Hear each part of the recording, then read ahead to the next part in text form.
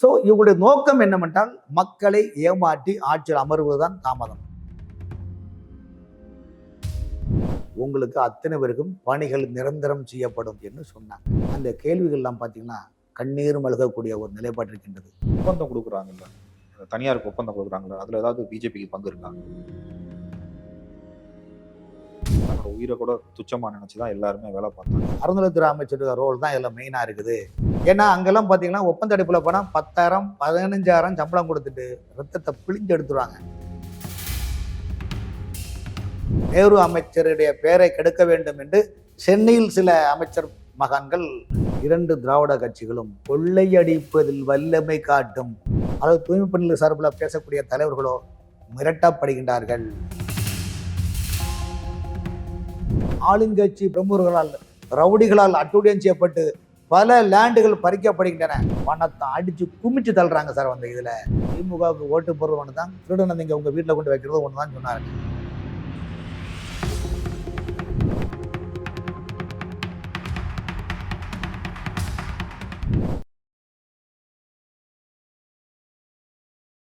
மக்கள் 369 நேர்களுக்கு வணக்கம். இன்னைக்கு நம்ம கூட இருக்க நபர் மூத்த பத்திரிகையாளர் திரு ராமன் அவர். சார் வணக்கம். வணக்கம் சார், அந்த துப்புரவு பணியாளர்கள் கடந்த ஒரு 10 நாளா போராட்டத்தில் ஈடுபட்டிருக்காங்க. அதனால் அவங்களுக்கு பணி நிரந்தரம் வேணும் அப்படிங்கிற மாதிரியான ஒரு விஷயத்த முன் வச்சு அவங்க இன்னும் ஒப்பந்த பணியாளர்கள் தான் இருந்தாங்க. இந்த கொரோனா காலகட்டத்தில் கூட இவங்களோட பணி அப்படிங்கிறத நம்ம எடுத்துக்கிட்டோம் அப்படின்னா சொல்லி மாளாது. அவ்வளோ ஒரு வேலைகளை வந்து தன்னோட உயிரை கூட துச்சமாக நினச்சி தான் எல்லாருமே வேலை பார்த்தாங்க. அப்போ அந்த காலகட்டத்தில் என்ன பண்ணாங்க, இப்போ ஆளுங்கட்சியாக இருக்கவங்க அப்போ எதிர்கட்சியாக இருந்தாங்க, இவங்களை ரொம்ப பாராட்டி புகழ்ந்தெல்லாம் பேசினாங்க. இன்னைக்கு வந்து ஒரு நடவடிக்கை எடுத்திருக்காங்க. என்ன அப்படின்னா, இந்த துப்புரவு பணியெல்லாம் வந்து தனியாருக்கு கொடுக்கறதுக்காக அந்த ஒரு வேலைப்பாடுகள் போயிட்டு இருக்கு. இவங்களோட வேலைக்கு வந்து ஒரு நிரந்தரமான ஒரு வேலை இல்லை, ஒப்பந்த அடிப்படையில் தான் இருக்காங்க. ஸோ உங்க பணி நிரந்தரம் கேட்டு தான் அந்த போராட்டம் நடந்துட்டு இருக்கு. இதை வந்து அதை கொடுக்கறதுக்கு மாநில அரசாங்கம் ரொம்ப தயக்கத்தோடு இருக்கு. அவங்க போராட்டத்தை கண்டுக்கவே இல்லைங்கன்னு தான் நம்ம சொல்லணும். இன்னொரு விஷயம் நான் என்னன்னா, எல்லா கட்சிகளும் எல்லாருமே இறங்கி போய் அவங்கள ஆதரவு தெரிவிக்கிறாங்க, போராட்டத்தில் கலந்துக்கிறாங்க, எல்லாமே நம்ம பார்த்துட்டு தான் இருக்கோம். ஆனால் பிஜேபி தரப்புல இருந்து அப்படி ஒரு விஷயம் நடக்கவே இல்லை. எனக்கு என்னமோ அந்த ஒப்பந்தம் கொடுக்குறாங்கல்ல, அந்த தனியாருக்கு ஒப்பந்தம் கொடுக்குறாங்கல்ல, அதுல ஏதாவது பிஜேபிக்கு பங்கு இருக்கா? அதாவது உங்க கற்பனைக்கு அளவே இல்லாத மாதிரி இருக்குது.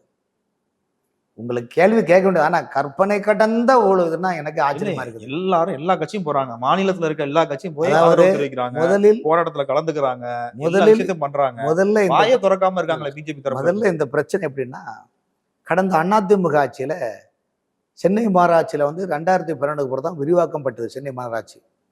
இந்த சென்னை மாநகராட்சியில் 200 வார்டு இருக்குது, 15 மண்டலங்கள் இருக்குது, 3 ரீஜன் இருக்குது, மத்திய சென்னை, தென் சென்னை, வட சென்னை. இந்த நிலைப்பாட்டில் கடந்த அதிமுக ஆட்சியில் குப்பை எடுக்கக்கூடிய ஒர்க்கு பிரைவேட்டைசேஷன் கொடுத்தாங்க, ஒரு கிட்டத்தட்ட ஒரு 7-8 மண்டலங்களை. அப்போ வந்து எதிர்க்கட்சியில் இருந்த மு.க. ஸ்டாலின் வந்து அந்த தூய்மை பணியாளர்கிட்ட என்ன சொன்னாங்கன்னா, கவலையே படாதீங்க, எங்கள் ஆட்சி கழக திமுக ஆட்சி வந்த உடனே உங்களுக்கு அத்தனை பேருக்கும் பணிகள் நிரந்தரம் செய்யப்படும் என்று சொன்னாங்க. அந்த காலத்தை சொல்லுவாங்க, சிவப்பு அவ்வளவும் பொய் சொல்ல மாட்டான்னு சொல்லுவாங்க. அதே மாதிரி ஜனங்களும் நம்பி இருந்தாங்க. இன்னைக்கு திமுக ஆட்சியில் வந்திருக்கு, 4 ஆண்டு காலம் ஓட்டியாச்சு. இப்போ சென்னை மாநகராட்சி வட சென்னையில் மண்டலம் 5ம் மண்டலம் 6ம், மண்டலம் 6 வந்து என்னென்னா சிஎம்டைய தொகுதி குளத்தூர், இன்னொன்று திருவிக நகர் தொகுதி. மண்டலம் 5ல் வந்து அறநிலையத்துறை அமைச்சர் சேர்பாப்புடைய தொகுதி அதில் வருது. இப்போ 2மே பிரைவேட்டைசேஷன் குப்பை எடுக்கிறது கொடுத்துருக்காங்க.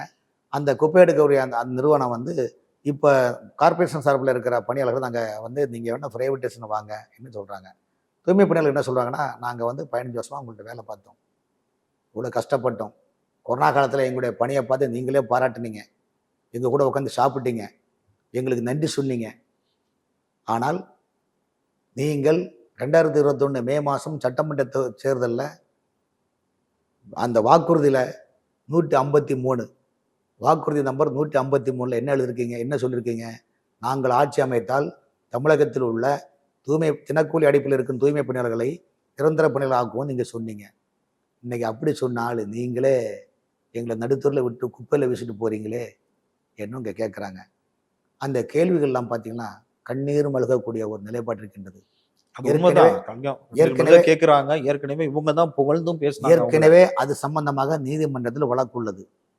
நீதிமன்றத்தில் வழக்குள்ள போது எப்படி நீங்க வந்து பிரைவேட்ஸ்னு கொடுத்து எங்களெல்லாம் வெளியில் அனுப்பலாம்னு நீதிமன்றத்தில் கேள்வி. அந்த தூய்மை பணியாளர்களுக்கு சார்பில் வாதாடக்கூடிய வழக்கறிஞர்களும் சமூக ஆர்வலர்களும் பல்வேறு அரசியல் கட்சி சமூக ஆர்வலர்களும் ரைட் ஆக்ட் கேட்கறதுக்கு நிறைய பேர் அதுதான் கேள்விக்குறி கிடக்குறாங்க. அதில் என்ன விஷயம்னா, நகர்ப்புற அமைச்சர் கே நேரு என்ன சொல்றாரு, சென்னையில் இருக்கிற அமைச்சர் சேகர்பாபு எல்லாம் பார்த்துக்கிடுவாரு என்ன சொல்றாரு. அவரோட துறை தானே அது. ஆமா, அவரு. ஆனா நகர்ப்புற அமைச்சர் சொல்லுகின்ற போது அந்த போராட்ட தூய்மை பணியாளர்கள் என்ன சொல்றாங்கன்னா, இதுல வந்து அறநிலையத்துறை அமைச்சரோட ரோல் தான் இதுல மெயினா இருக்குது. ஏன்னா வந்து இது மண்டலம் 5லயும் மண்டலம் 6லயும் தான் இந்த பிரச்சனை இருக்குது. ஸோ இவர் தான் இதெல்லாம் வந்து இதெல்லாம் பண்றாரு. ஆகவே பிரைவேட்டேஷன்ல பெரிய அமௌண்ட்டை வாங்கிக்கிட்டு எங்கெல்லாம் வெளியே அனுப்பிக்கிட்டு இது வந்து பெரிய ஒரு ஊழல்மான ஒரு நிலைப்பாடு இருக்கின்றது என்று அந்த போராட்டம் பண்ணக்கூடிய மக்களும் போராளிகளுக்காக வாதாடக்கூடிய வழக்கறிஞர்களும் சமூக அமைப்புகளும் அவங்களுடைய தொழிற்சங்க தலைவர்களும் இதுதான் கோரிக்கை முன்வைக்கிறாங்க. இதுல என்ன ஒரு பிரச்சனைனா, இந்த பிரச்சனையில வந்து அதிகாரிகள் கமிஷனர் குமரகுருபரனை கண்டிச்சு அங்கங்கே ஊழியர்கள் போராட்டம்லாம் போஸ்ட்லாம் விட்டுருக்குறாங்க. ஆனா என்னை பொறுத்த வரைக்கும் கேட்டிங்கன்னா, அந்த விவகாரத்தில் அதிகாரிகளுக்கு ரோலே அங்கே கிடையாது. இதுக்கு பின்னால மிகப்பெரிய அரசியல் இருக்குது. ஏன்னா அதிமுக ஆட்சியில் போட்ட அந்த திட்டம் பிரைவேட்டேஷனை இந்த முறை வட சென்னையில் 2 மண்டலத்தை அவங்க பிரைவேட்டேஷன் எக்ஸ்ட்ரா ஆக்கியிருக்காங்க. அன்னைக்கு போராடிய திமுக இன்று போராட்டம் செய்யாமல் அவர்களுக்கு கொடுத்த வாக்குறுதி நிறைவேற்றாமல் போராடலாம் கிடையாது. நாங்க வந்தா செய்யறேன்னு சொன்னாங்க, வாக்குறுதி தான் கொடுத்தாங்க. என்ன கொடுத்தாங்க. இப்போ போராளிகளை வந்து இன்னும் அங்கிருந்து அகற்ற முடியல. அங்கே ரிப்பன் மாளிகை முன்னில் தான் இருக்கிறாங்க. ஆனால் அதை பற்றி பார்த்தீங்கன்னா நமக்கே அவ்வளோ கல் நெஞ்சமும் கரையுமான ஒரு நிலைப்பாடு இருக்கின்றது. அதில் வந்து முழுக்க அரசியல் எப்படின்னா சார், வந்து அந்த குப்பையை வச்சு இன்னைக்கு சர்வதேச அளவில் குப்பையை கொள்ளடிக்கிறதுக்கு ஒரு பெரிய மாஃபியா கேங் வந்து உலக அளவில் பயணம் பண்ணிட்டு இருக்கிறாங்க. இப்போ சென்னை மாநகராட்சியில் உள்ள குப்பைகள் தினசரி 5000 டன் மேலே குப்பை எடுக்கிறாங்க. இந்த குப்பைகளை வந்து பார்த்தீங்கன்னா மண்டலம் 1லேருந்து 9 வரைக்கும் போடுறது கொடுங்கியூரில் பண்ணுறாங்க. மண்டலம் 10லேருந்து 15 வரைக்கும் பண்ணுறது பார்த்தீங்கன்னா பெருங்குடியோட டம்பிங் ஸ்டேஷனில் பண்ணுறாங்க. இப்போ அங்கே கொடுங்கியூரில் இருக்க டம்பிங் ஸ்டேஷனை என்ன குப்பை கிடங்களை அகட்டிக்கிட்டு மியாவுக்கு இந்த அடர்த்தியான காடுகள் திட்டத்தை அங்கே கொண்டு வரோம், நாட்டு மரம் நட போகிறோன்னு ஒரு ட்ராமா போடுறாங்க. இதில் என்ன விஷயம்னா, எப்படி சென்னை கோயம்பேடு பஸ் ஸ்டாண்டு ஆசியாவிலே பெரிய பஸ் ஸ்டாண்ட் இருந்தா இல்லையா, உலகத்தின் பல நாடுகள்லாம் ஆய்வு பண்ணிட்டு போனாங்க. அந்த பேருந்து நிலையத்தை இப்போ மாற்றி 3 மாவட்டத்தை தாண்டி செங்கல்பட்டு மாவட்டத்தில் கொண்டு கிளம்பாக்கத்தில் கொண்டு அந்த பஸ் ஸ்டாண்டை போட்டுருக்காங்க. அந்த திட்டத்தை கொண்டு வந்தது அந்த பஸ் ஸ்டாண்டை கொண்டு ஏடிஎம்கே கவர்மெண்ட் தான் கொண்டு வந்தாங்க. ஆமாம். ஆனால் அதில் பெனிஃபிட் அடைந்தவர்கள்லாம் திமுக தான். இப்போ கொண்டு வந்தது இவங்க தானே. அது ஓகே சார். ஆனால் அந்த கிளம்பாக்கம் பஸ் ஸ்டாண்ட் இருக்கு பார்த்தீங்களா, அதுக்கு பின்னால் பல ஆயிரம் ஏக்கர்கள் உடன்பிறப்பே அவர்கள் தான் வாங்கி போட்டிருக்கிறாங்க. அதுக்கு அடுத்தபடி போனால் திருச்சியில் இப்போ புது பஸ் ஸ்டாண்ட், பழைய புது பஸ் ஸ்டாண்டு கட்டிருக்காங்க. திருச்சியிலேருந்து 10 கிலோமீட்டர் தாண்டி பஞ்சப்பூர் கிராமத்தில் தான் பண்ணியிருக்கிறாங்க. அதுக்கு பின்னால் இருக்கிற பல ஆயிரம் ஏக்கர்களையும் ஆளுங்கட்சியை சேர்ந்த அமைச்சர் பெருமுகங்களும் பெரும் விஐபிகளும் அந்த ஸ்கோர் இந்த ஸ்கோர் எந்த ஸ்கோர் எல்லாரும் சேர்ந்து அங்கே இது பண்ணுறாங்க. ஸோ இவங்களுடைய நோக்கம் என்னவென்றால் மக்களை ஏமாற்றி ஆட்சியில் அமர்வதுதான் தாமதம். இது எல்லாம் அவங்களுடைய குடிமை நம்ம கையில் இருக்குதுன்னு நிலைப்பாட்டுக்கின்றாங்க. குப்பையை பொறுத்த வரைக்கும், சென்னை மாநகராட்சியை பொறுத்த வரைக்கும் குப்பை நகர்ப்புற அமைச்சரும் கைவசம் இல்லை. நகர்ப்புற அமைச்சருடைய தம்பி நிர்வாகம் பண்ணக்கூடிய ஒரு தனியார் நிறுவனத்தின் மூலமாக அங்கு பல ராம்கி உர்ஃபேஸ் போன்ற கம்பெனிகள் இருக்கிறாங்க.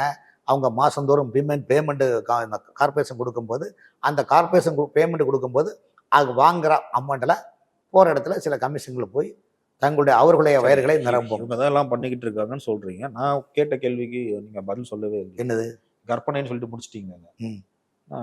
பிஜேபி இந்த ஒரு விஷயத்துல வந்து பெருசா வாய்ஸ் அவுட் பண்ணவே இல்லை, ஆதரவு தெரிவிக்கல. இல்ல ஒரு விஷயம் இல்லைங்க. பிஜேபி வந்து ஆதரவு தெளிக்கல் நீங்க சொல்லாதீங்க. அவர்களை சந்திரிச்சிருக்காங்க. சந்திரிக்கும் போது வந்து அவங்க என்ன பிஜேபின்னு ஆட்சியில இல்லை, அது நீங்க புரிஞ்சுடுங்க சார். இது மாநில பிரச்சனை. இந்தியாவே இல்ல ஒரு விஷயம் சார், இது மாநில பிரச்சனை. நீங்க தேசியத்தையும் மாநிலத்தை மட்டும் கனெக்டிங் கொடுக்காதீங்க. இது மாநில பிரச்சனை இல்லைன்னு நம்ம சொல்லக்கூடாது. இல்ல சார், இது சார் மாநில கண்ட்ரோல்ல தான் சார். அப்படி கிடையாது சார், அவங்க கண்ட்ரோல்ல தான் சார் மாநிலமே இருக்கு. அதாவது ஒரு விஷயம் இல்லைங்க, ஸ்வச் பாரத் திட்டம், தூய்மை இந்தியா திட்டம், இதில் வந்து மத்திய அரசு குப்பைக்குன்னு நிறைய அமௌண்ட் ஒதுக்குறாங்க. ஆனால் அந்த குப்பைக்குழுக்குள்ள ஒதுக்குற அமௌண்ட்லாம் இவங்களே போலி பில்லை போட்டு சாப்பிட்டு போகிறாங்க. இதில் உங்கள்கிட்ட நிறைய விஷயங்கள் வெளிப்படையாக சொல்ல முடியாது. அது அம்ருத் திட்டங்கள். ஆகவே இந்த மாநிலத்தில் பார்த்தீங்கன்னா குப்பையை வச்சு உதாரணம் சொல்கிறேன். திருப்பூர் கார்பரேஷனில் மாதந்தோறும் 7,5 கோடி ரூபா பேமெண்ட் கொடுக்குறாங்க. அப்போ கோயம்புத்தூர் கார்பரேஷனில் எப்படியும் 12 கோடி ரூபா மாதந்தோறும் பேமெண்ட் கொடுப்பாங்க. சேலம் கார்பரேஷனில் குறைஞ்சபட்சம் 3,5 கோடிட்ட பேமெண்ட் கொடுக்குறாங்க. சென்னை கார்பரேஷனில் பார்த்தீங்கன்னா குறைஞ்சபட்சம் மாதத்துக்கு குப்பை எடுக்கிறதுக்கு மினிமம் 1000 குறைஞ்சபட்சம் பார்த்தீங்கன்னா ஒரு 15 கோடியிலிருந்து 20 கோடி வரைக்கும் பேமெண்ட் கொடுப்பாங்க. இப்போ இதுக்குள்ளே நமக்கு ஆராய்ச்சி பண்ண வேண்டிய அவசியம் இல்லை. நம்மளை பொறுத்த வரைக்கும் சென்னை மாநகராட்சி தூய்மை பணியாளர்களுடைய அந்த பணிகளை அவர்களை நிரந்தரம் பண்ண மாட்டாங்க.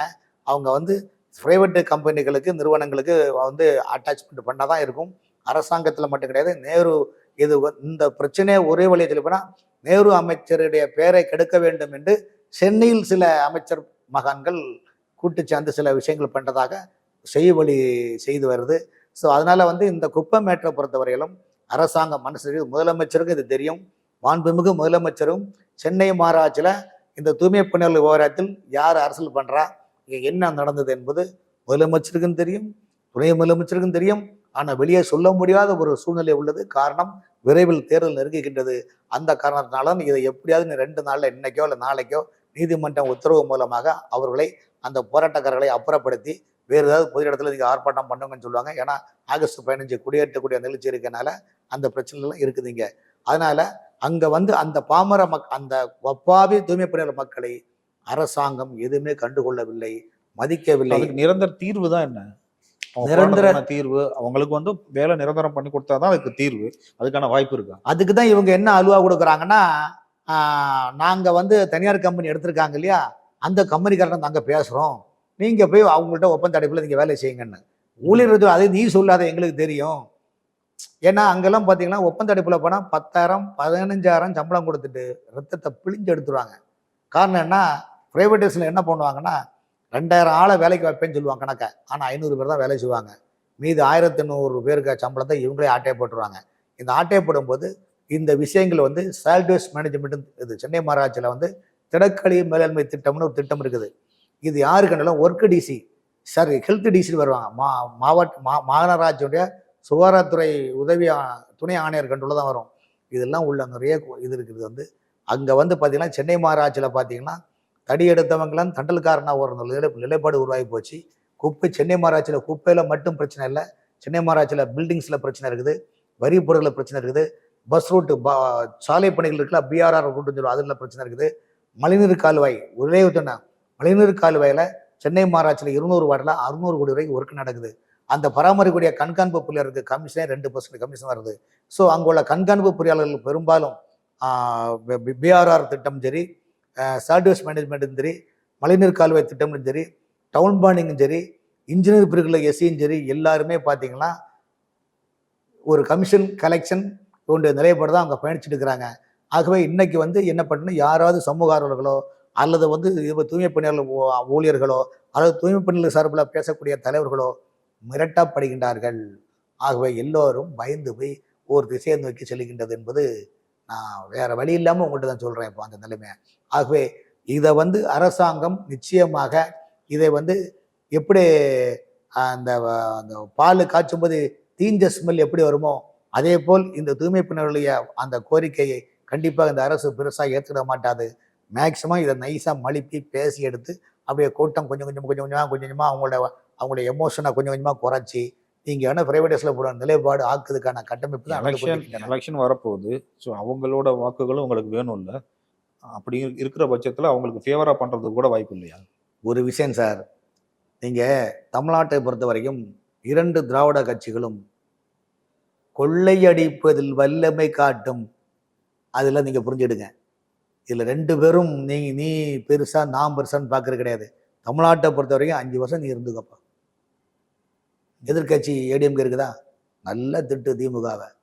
அடுத்த ஏடிஎம்கே ஆட்சியில் வரதா, திமுக எதிர்கட்சியில் இருக்கும், நல்ல திட்டு ஏடிஎம்கேவை. ஸோ இது வந்து கேட்டு கேட்டு கேட்டு கேட்டு ஜனங்களும் ஒரு நார்மலான பொசிஷனில் வந்துட்டாங்க. தமிழ்நாட்டை பொறுத்த வரைக்கும் தமிழறி மணி ஒரு முறை சொன்னார், இன்னைக்கு திமுக அண்ணா திமுக 2 கட்சி இருக்குது. 2 கட்சியில் பார்த்தீங்கன்னா ஒரு வருஷம் ஒரு மந்திரியாக இருந்துட்டாங்கன்னா அவங்க எத்தனை தலைமுறைக்கு சேர்ப்பான்னு உங்களுக்கே தெரியும். அதே போல் ஊராட்சி, பேராட்சி, மனராட்சி, நகராட்சியில் தலைவர்களும் சரி, மக்கள் பிரதிநிதிகளும் சரி, துறை சார்ந்த அதிகாரிகளும் சரி, சாதாரணமாக வந்தாங்க. 5 வருஷத்தில் ஃபாரின் காரில், வெளிநாட்டு காரில், சொகுசு பங்கில் இந்த பணம் யாவது பணம். இவர்கள் யாராவது ஒன்றும் இல்லை, தமிழர்மணி கேட்குற கேள்வியை பார்த்தீங்கன்னா, இவர்களாம் ஒரு காலத்தில் வந்து எப்படி இருந்தாங்க? இல்லை மிட்டாம் ராசில் இல்லையே, இத்தனை கோடி சொத்துக்கள், இத்தனை 26 கோடி கல்லூரிகள், இன்னைக்கு பல மாவட்டங்கள்லாம் பார்த்தீங்கன்னா திமுகவுடைய அமைச்சருக்கு பேரில் வைக்க வேண்டிய மாவட்டம் பணம். பல மாவட்டங்கள் தமிழ்நாட்டில் 38 மாவட்டம் போதாது சார். ஒவ்வொரு தொகுதியும் ஒரு மாவட்டம் ஆக்கணும், பத்தாது. அந்த அளவுக்கு இன்னைக்கு பணத்தை அடிச்சு குமிச்சு தள்ளுறாங்க சார். அந்த இதில் மக்களுக்கு எதுவுமே நன்மை கிடையாது சார். தமிழ்நாட்டில் இந்த ஆட்சி, இந்த அரசியல், இந்த ஆட்சியாளர்கள் அல்லது ஏதாவது ஒரு ஏழை மக்களுக்கு நல்லது செஞ்சுன்னு ஒரு வார்த்தை சொல்லுங்க. ஒண்ணுமே கிடையாது சார். எல்லாமே மக்கள் கையில தான் இருக்கு. எலெக்ஷனுக்கு இன்னும் கொஞ்சம் நாள் டைம் சார். இருக்கு. அதுல மக்கள் இல்ல வந்து சார், திருந்துவாங்களா? தமிழ்நாட்டு அதாவது ஒரு திருந்துவாங்கன்னா யோசிக்க வேண்டிய ஒரு சூழல் தான். அதாவது காமராஜர் சொல்லுவார், ஒரு முறை காமராஜரும் முத்துராமலிங்கரும் சொல்லுவாரு, திமுகவுக்கு ஓட்டு போடுறது ஒன்று தான், திருடனை நீங்க உங்க வீட்டில் கொண்டு வைக்கிறது ஒன்று தான் சொன்னாருங்க. இது நான் சொல்லலை, மிகப்பெரிய மகான்கள் ரோஞ்சில் அவங்கள சொல்லியிருக்கிறாங்க. அவர்களும் உணர்ந்து தெரிந்து அறிந்து புரிந்து தான் சொல்லியிருக்கிறாங்க. அந்த அடிப்பில் வரும்போது தமிழ்நாட்டு மக்களை பொறுத்த வரைக்கும் சார், ஒரு காலத்துல மக்கள் பேசினாங்க சார். இப்போ மக்கள் அன்றாட குடும்ப வாழ்க்கையை ரன் பண்ணுறதே பெரும் கஷ்டம் சார். பணம் வாங்கிக்கிட்டு ஓட்டு போற கலாச்சாரம் என்னைக்கு மக்கள் அந்த ஒரு விஷயத்துல என்னைக்கு திருந்துறாங்களோ சார், அப்பதான் இதுக்கெல்லாம் தீர்வு கிடைக்கும். தேர்தல்னு வந்தா பணம் கிடைக்குதா என்ன நிலைப்பாடு இருக்கும்போது இங்க அதுல என்ன பண்ண முடியும்? இதுல என்ன பண்ண முடியும் சொல்லி ஒண்ணுமே பண்ண முடியாது சார். பணம் கையூட்டு வாங்கி கொண்டு ஓட்டுகளை போட்டால் நீங்களும் ஆட்சியில் அமைக்கிறவங்க எதுவும் கேட்க முடியாது. ஏன்னா ஓட்டு போற வரைக்கும் நான் உங்கள் வீட்டு பிள்ளை, உங்கள் வீட்டு செருப்பாக இருப்பேன், அழைத்தக்குள்ள ஓடி வருவேன்னு சொல்லுவான். அப்புறம் ஆட்சியில் வந்த அப்புறம் பார்த்தீங்கன்னா 3 நாளுக்கு வீடை காலி பண்ணி அவன் பட்டா போட்டு டாட்டா பைப்பன்னு சொல்லிட்டு போயிடுவான். இன்னைக்கு தமிழ்நாட்டில் முழுவதும் இன்னைக்கு பார்த்தீங்கன்னா பல மாவட்டங்களில் ஆளுங்கட்சி பிரமுகர்களால், ரவுடிகளால் அட்டுழியம் செய்யப்பட்டு பல லேண்டுகள் பறிக்கப்படுகின்றன. திருச்சியில் கூட சமீபத்தில் இப்போ 2 நாளாக சோதனை பண்ண பார்த்துருக்கேன். ஒரு எத்தனோ ஏக்கர் இடத்த ஒரு பெண் கதறாங்க, அமைச்சருக்கு உறவினர் பண்ணுறாங்கன்னு சொல்லிட்டு. ஸோ இதெல்லாம் பார்த்தீங்கன்னா என்ன சொல்லுங்க, 2006 திமுக ஆட்சி எப்படி வீட்டுக்கு போனாங்க? 2009 ஈரோட்டில் சேர்ந்த கதர்வாரியத்துறை எங்கேபி ராஜா எவ்வளோ பிரச்சனை பண்ணாரு, அவருக்கு பதவி போச்சு. அப்புறம் அவருக்கு அப்பாவை மாவட்டத்தில் ஆக்குனாங்க. இதெல்லாம் சாதனை விஷயம் கிடையாது சார். பதவி வரும்போது, அதிகாரம் கையில் வரும்போது எதை வேணாலும் செய்யலாம்ன்ற மனநிலைக்கு இன்னைக்கு ஆட்சியாளர் வந்துட்டாங்க. ஆட்சியாளர்கள்லாம் ஆட்சியாளருடைய மனநிலையை பற்றி நீங்கள் டெஸ்ட் பண்ணணும்னா நீங்கள் கால் கிரவுண்ட் இடம் வாங்கி வீடை கட்டி பாருங்க. அப்போதான் தெரியும் உங்களுக்கு ஆட்சியினுடைய மனநிலைன்னு. ஒவ்வொரு வீடு கட்ட கூட இன்னைக்கு பயந்து போய் உயிரை கையில் பிடிச்சிட்டு வீடு கட்டுறாங்க சார். எப்போ என்ன பண்ண போகிறாங்களோ, என்ன செய்ய போகிறாங்களோ, அந்த அளவுக்கு ஒரு மோசமான ஒரு சூழ்நிலையில் இருந்து பயணிச்சுட்டு இருக்கிறோம். ஆகவே தூய்மை பணியாளருடைய அந்த நிரந்தரம் என்பது வந்து காலத்தின் இடம்தான் சொல்ல முடியும். கேள்வி அதுவும் எலெக்ஷன் கொஞ்ச நாள் வரப்போகுது. அவங்க என்ன முடிவு பண்ண போறாங்க நம்ம பொறுத்து தான் பார்க்கணும். நீங்க கொடுத்த அந்த நேரத்துக்கும் நேர்காணலுக்கு வணக்கம்.